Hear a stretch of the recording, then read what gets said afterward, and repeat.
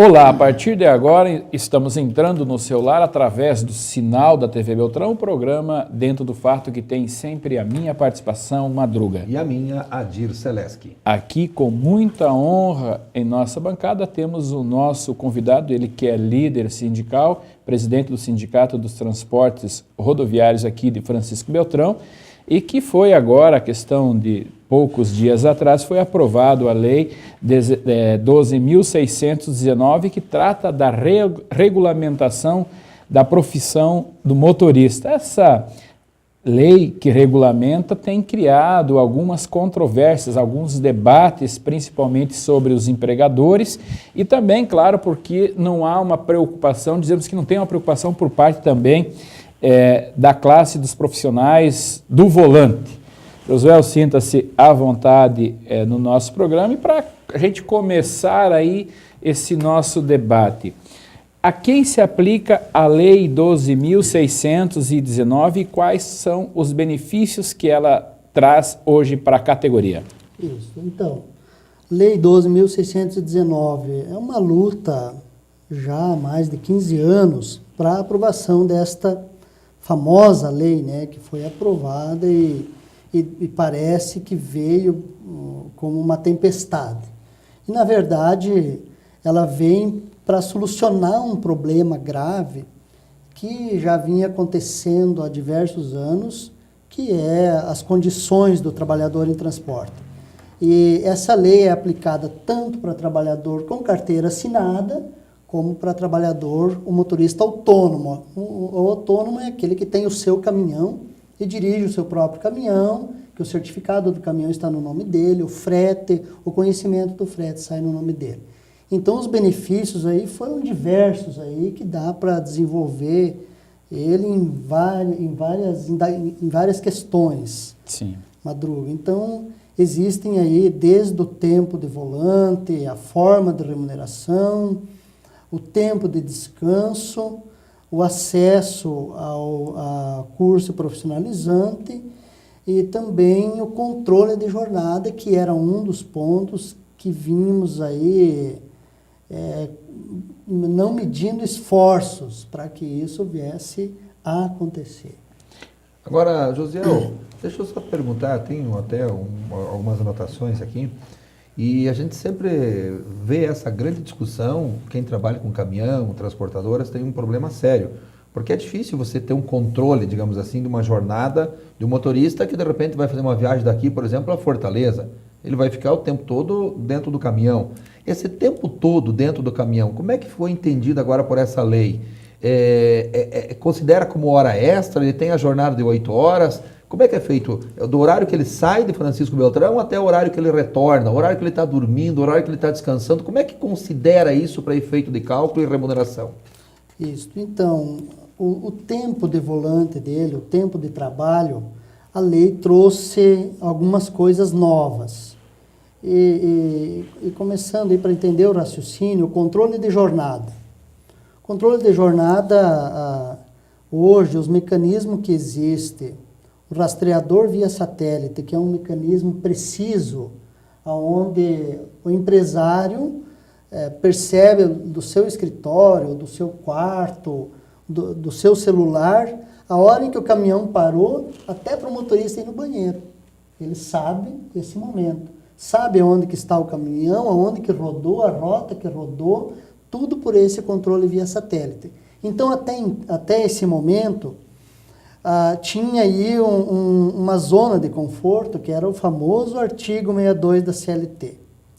Que esse artigo 62, por analogia, o entendimento dos juízes, aplicava-se ao motorista de trabalho externo, sob a visão aí de que não existia como controlar a jornada. E aí acabava acontecendo todas essas coisas ruins no meio do transporte.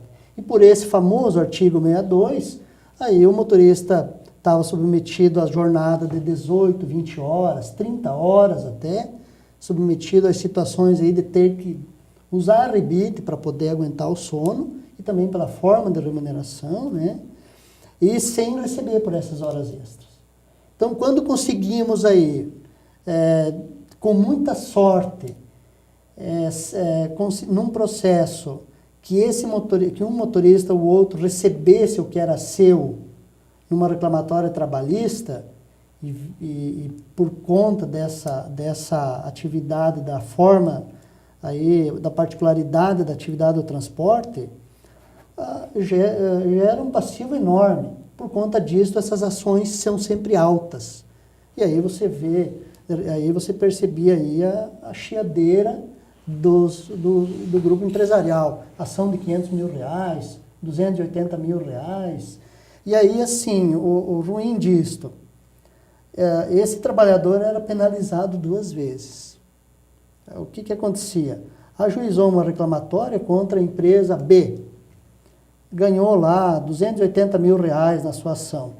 Coisa que ele deveria ter recebido quando estava trabalhando. Mas isso é uma raridade. Era uma raridade acontecer. Aí, esse dono desse caminhão, por conta de ter que pagar esse dano reparado, já buscava aí dificultar o direito dele ao trabalho numa nova empresa. Então, isso vinha acontecendo. Com a lei, esse artigo 62 deixou de ser aplicado agora para o motorista. Então, essa zona de conforto que os advogados patronais tinham, de chegar numa reclamatória trabalhista, primeira coisa, submetido ao artigo 62, não tem controle de jornada, portanto, não tem hora extra. Por mais que nós buscássemos prova de jornadas extensivas, de droga, de uso de rebite, essas situações aí, não ganhava essas horas extras. Era muito raro isso acontecer, né? Mas chegamos ao final do nosso primeiro bloco, voltamos logo em seguida, não saiam daí. Estamos falando com o Josuel, ele que é o presidente do Sindicato dos Transportes Rodoviários aqui de Francisco Beltrão.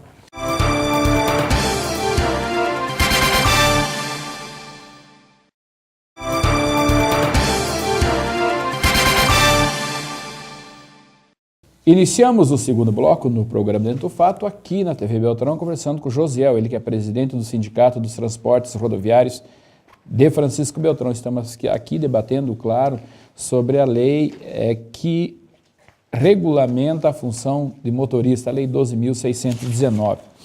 Josiel, qual é o tempo hoje que o motorista pode dirigir diariamente? Tem intervalo? Qual é o horário máximo que ele pode estar na boleia do caminhão? Isso.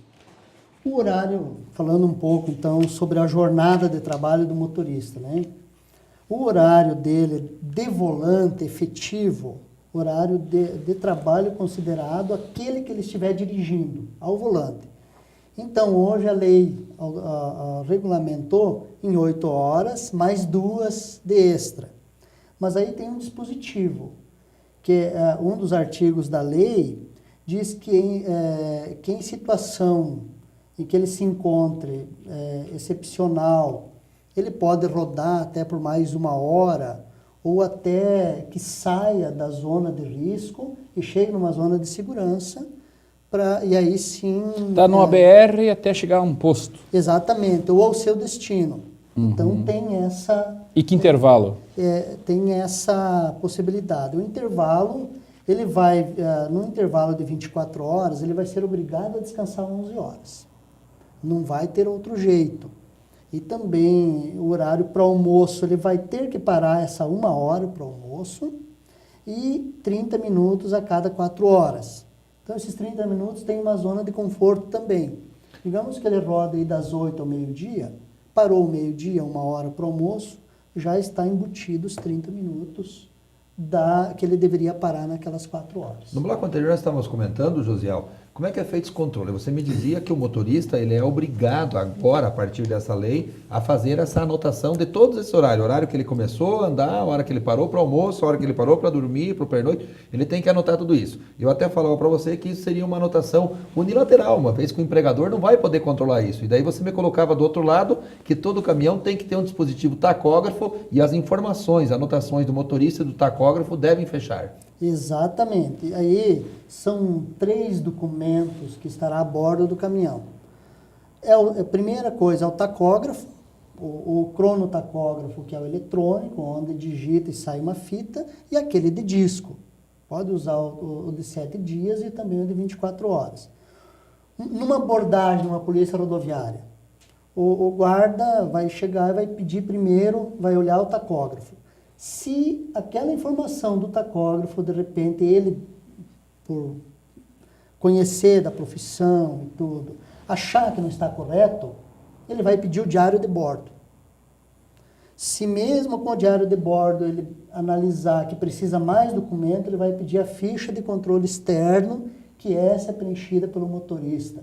E assim, uma outra coisa que trouxe também essa nova lei.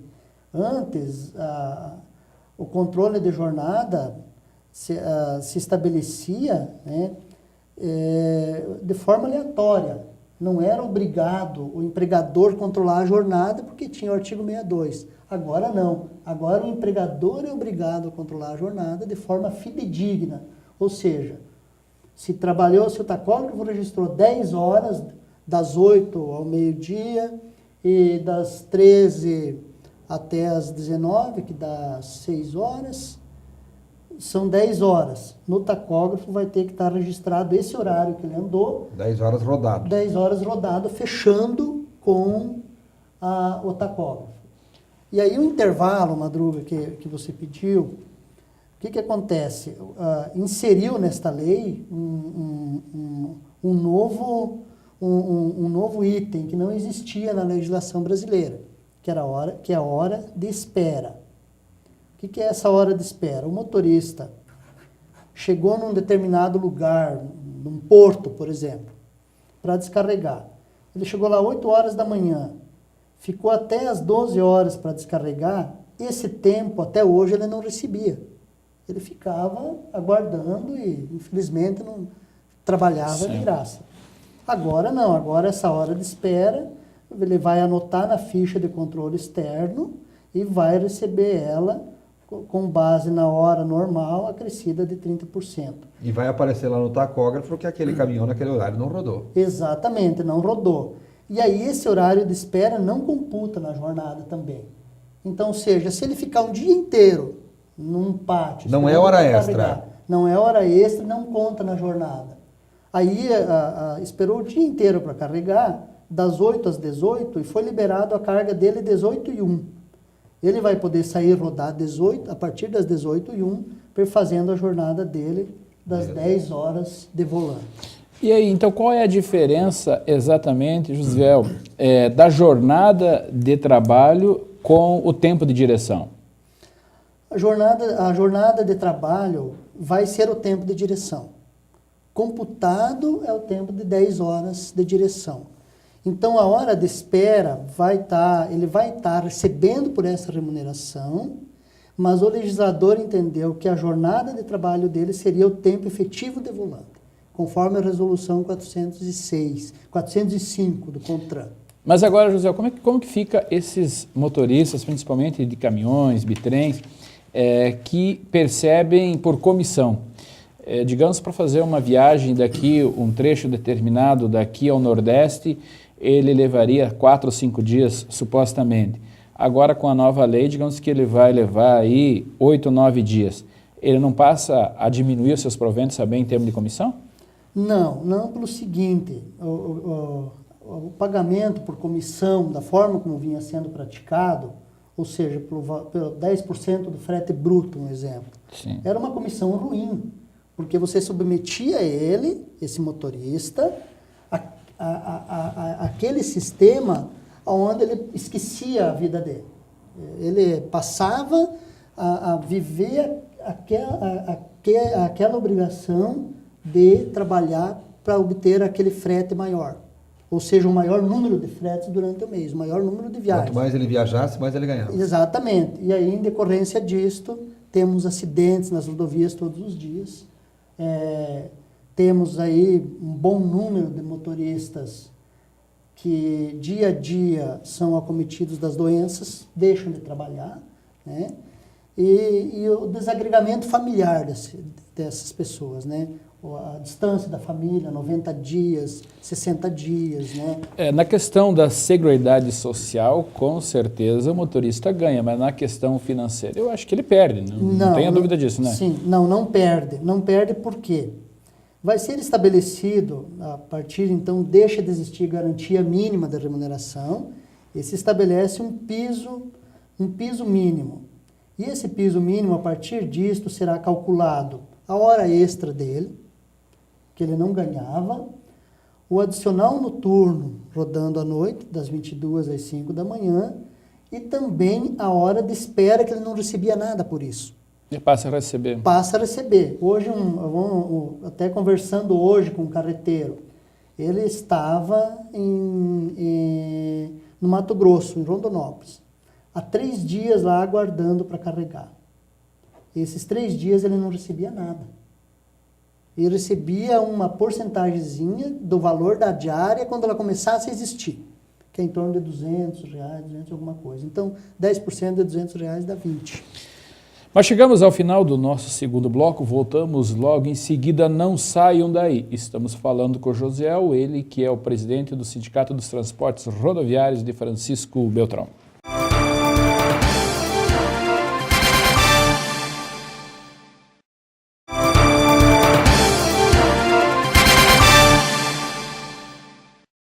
Iniciamos o terceiro e último bloco no programa Dentro do Fato, aqui na TV Beltrão, conversando com o Josiel, ele que é o presidente do Sindicato dos Transportes Rodoviários de Francisco Beltrão. Josiel, é uma das questões assim que a gente já abordou, levantou e debateu aqui nos blocos anteriores, a questão da hora, a jornada de trabalho, o tempo de direção e assim por diante. A pergunta é, quais são os agentes fiscalizadores para que essa lei seja cumprida? A resolução 405 do CONTRAN estabelece esses procedimentos para fiscalização, né, do tempo de direção, descanso do motorista profissional na condução do veículo, de escolar, transporte de passageiro com mais de 10 lugares e carga com peso bruto superior a 4.500 quilos. Né? Então, os agentes estabelecidos aqui são aqueles que hoje já fazem a fiscalização do trânsito normalmente. Ministério do Trabalho? Ministério do Trabalho, DR, a NTT, a Polícia Rodoviária Estadual, Polícia Rodoviária Federal. Então, esses são os agentes que estarão envolvidos nesta fiscalização. A policial, percebendo que o motorista não está cumprindo ou não está sendo respaldado pela lei, ele pode parar o caminhão e autuar e chamar o Ministério do Trabalho naquele momento, ou ele já pode penalizar, aplicar a lei de multa e assim por diante? Deixa eu só, antes de você responder, José, só colocar uma coisa, porque o Madruga coloca, é bem pertinente, porque existe a questão dos motoristas autônomos, que de repente o cara não vai se sujeitar a isso aí, o cara vai tocar trabalhando 24 horas, não vai ter problema de uma ação trabalhista. Exatamente. Quem controla isso? Exatamente. Então, o autônomo também está submetido à lei. Ele vai ter que ter no caminhão os mesmos documentos e mecanismos que registram essa jornada dele, como aquele motorista da empresa que tem carteira assinada. Então, se mesmo um autônomo ou um motorista com carteira assinada for abordado numa blitz, e digamos que ele deixou de parar 2 períodos de meia hora, injustificável. Não pude parar. Por que você não parou? Não sabe responder. O que vai acontecer?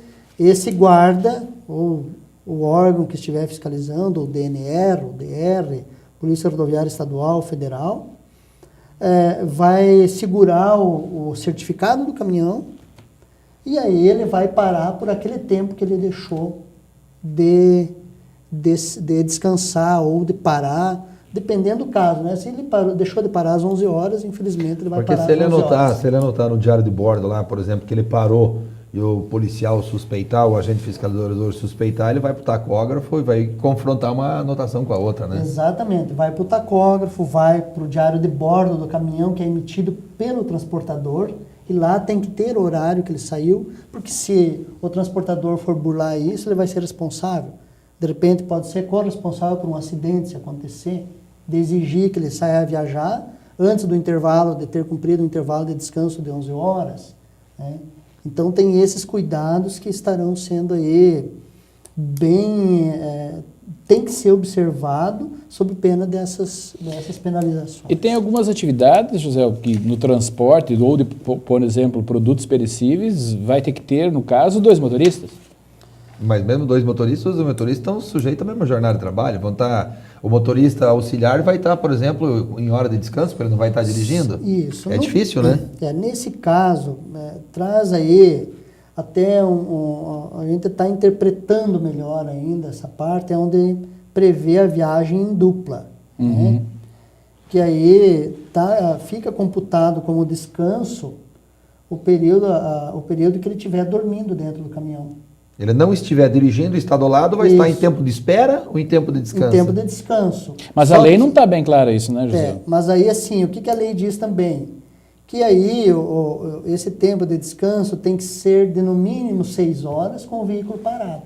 Porque daí o veículo pode não parar de rodar, né? Ele continua Exatamente. rodando com dois motoristas, né? Exatamente. Só que a remuneração de aquele que está dirigindo, ele está com o seu salário mais todos os encargos. E o outro está em tempo de descanso, ele tem apenas a remuneração menos os encargos, com adicional 30%? Nessa parte, onde ele vai ser na atividade de revezamento, não. Nessa atividade em que ele está viajando... A lei não está clara nesse aspecto ainda, exatamente. Né? Nessa parte em que ele está rodando e viajando em dupla... Esse segundo motorista, como é que ele estaria sendo remunerado? Esse segundo motorista está ganhando normal, a hora normal dele, sem ser hora de espera. E que a hora de espera é aquele tempo que espera para carga. O caminhão está parado. O caminhão parado para carga. Mas está contando as 8 horas aí? Está contando as 8 horas. Então não adianta, não vai compensar ter os dois motoristas. Porque daí a hora que saiu daqui, deu as 8 horas, os dois vão ter que parar. Quer dizer, não é... Me parece que aí é uma lacuna, né? Na lei, ou uma interpretação ainda a ser discutida. Exatamente. O tempo, e aí assim, o tempo que exceder, por exemplo, dirigiu 4 horas e o outro mais 4 horas, um exemplo. Aí, nessas outras um dirigiu 4, o outro descansou, depois revezou. Isso. Aí, o segundo motorista foi dirigir mais 2, excedeu a jornada. Esse excesso de jornada, um vai ganhar hora extra e o outro, daí sim, aquilo que já existe na legislação trabalhista brasileira, vai ganhar a hora de sobreaviso, que é pegar a hora normal, sim, fazer o adicional de 30%, recebe o adicional. Diferente da hora de espera, que recebe a hora mais 30%. Mais 30%.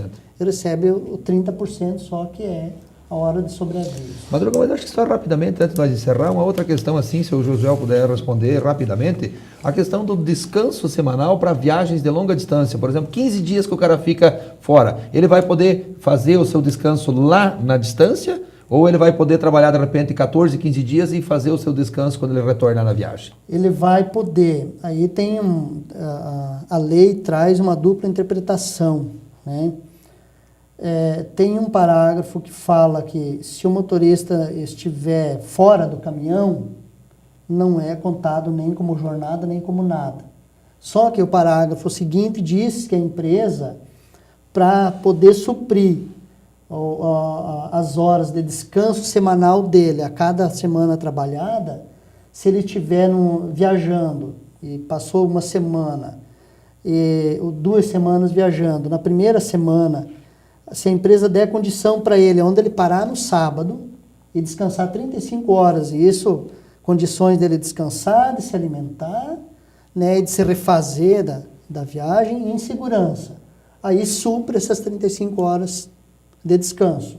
Caso isso não seja possível, ele vai cumprir as 35 horas na volta à base sede da empresa por cada semana trabalhada. Com certeza, esse debate, essas discussões vai criar muita jurisprudência nesse país. Não, a gente percebeu que a legislação clareou algumas coisas, mas ainda existem muitas dúvidas, né? Muitas dúvidas. Por isso que eu falo da jurisprudência que vai prevalecer muito nesse país, ainda nessa questão da Lei 12.619. Mas, João, infelizmente, nós estamos chegando ao final do nosso programa. Eu deixo aí 30 segundos para que você faça as suas considerações finais. Isso, eu acho que, como consideração final, né, um dos pontos que a gente precisa deixar claro para a sociedade é que essa nova lei vem para beneficiar o trabalhador no transporte, vem para beneficiar a coletividade em geral, o pagamento do 13º, das férias que não estava sendo efetuado para esses trabalhadores, e que é difícil conceber hoje, em pleno ano de 2012, empresas estabelecerem margens de lucro em cima da exploração de um trabalhador. Então essas empresas têm que rever a sua forma administrativa e o que eu digo, vai dar uma peneirada boa aí, vai ficar mesmo empresário no transporte, porque com a adoção da emissão eletrônica, do conhecimento e também do sistema público de escrituração digital, a sonegação de imposto vai acabar. Então, isso aconteceu por quê? Porque estava se usando empresa de transporte como uma segunda opção para sonegar imposto. Então, a lei vem também para resolver um problema dentro desse quadro. E com certeza essa lei vai acabar com a remuneração do motorista que recebe por tempo, pela distância, pelo tempo da viagem e também pela quantidade de produto transportado. Mas quero agradecer aqui a tua presença aqui, Josué, aqui no nosso programa e deixamos aí os nossos telespectadores que em outro momento nós iremos convidar aqui também o Sindicato dos Empregadores dos Transportes para que a gente trave esse mesmo debate dessa mesma forma que a gente fez aqui com o Josué, transparente, clara e bem objetivo. O objetivo desse programa é levar a informação para os nossos telespectadores. Fazemos isso porque a audiência do nosso programa tem aumentado enormemente e, com certeza, como a gente sempre tem comentado aqui, quando aumenta a audiência do programa, aumenta também as nossas responsabilidades. Quero agradecer também a participação sempre aqui do comunicador Adir Celeste, que dizemos a todos que o programa do Fato vai ao ar na TV Beltrão todas as quintas-feiras, às 22 horas, na sua primeira edição, na segunda edição, no sábado, às 17 horas. Lembramos ainda que o nosso programa está na internet. Acesse lá, www.dentrodofato.com.br. Até lá e fiquem todos com Deus.